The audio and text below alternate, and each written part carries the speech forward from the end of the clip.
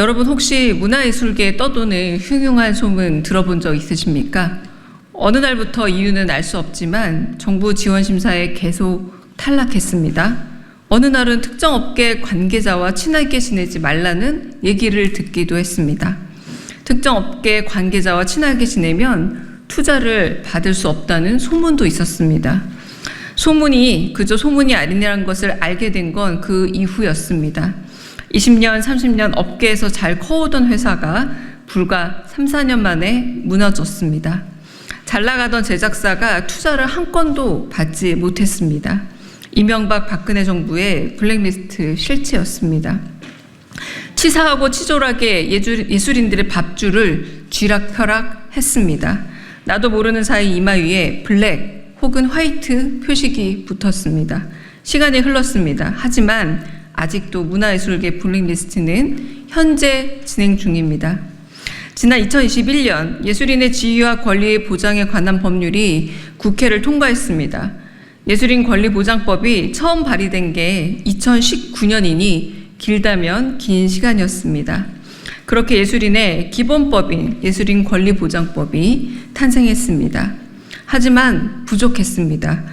제정 당시부터 실효성에 대한 논란이 있었습니다.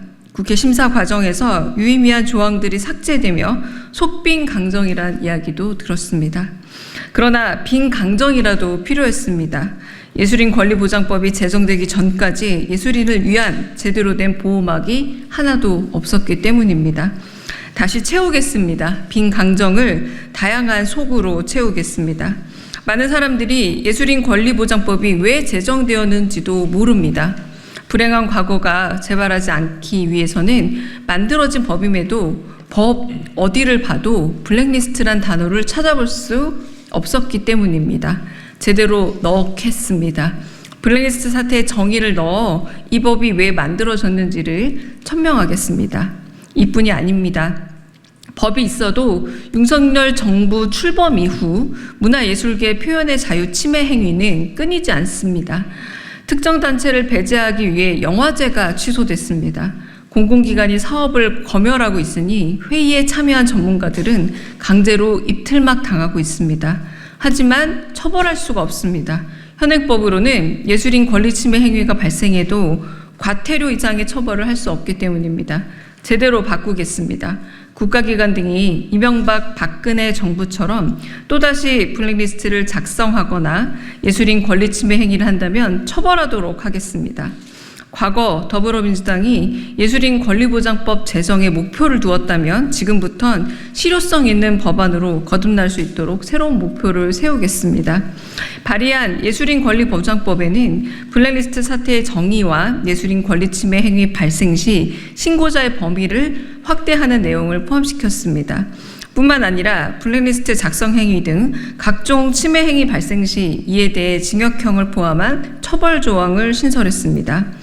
문화기본법에는 블랙리스트 진상조사 및 제도개선위원회가 권고한 참여와 협치의 원칙, 정보공개 원칙을 명시했습니다. 더불어민주당은 예술인을 외롭게 두지 않겠습니다. 여기 계신 문화예술인들과 함께 힘을 모아 22대 국회 내에서 통과시키도록 하겠습니다. 많은 분들이 블랙리스트를 과거사로 이해하시는데 블랙리스트는 현재 진행 중입니다. 그 대표적인 상징이 뭘까요? 바로 현직 문체부 장관이 유인촌 씨죠. 유인촌 씨는 대한민국 정부, 그리고 대한민국 법원, 그리고 진상조사위가 밝혔던 당시 이명박 정부의 블랙리스트의 고관여자이자 책임자입니다. 우리 모두가 알고 있죠. 그런 사람이 지금 대한민국 윤석열 정부에서 문체부 장관을 하고 있습니다. 윤석열 정부 지금 어떤 상황입니까?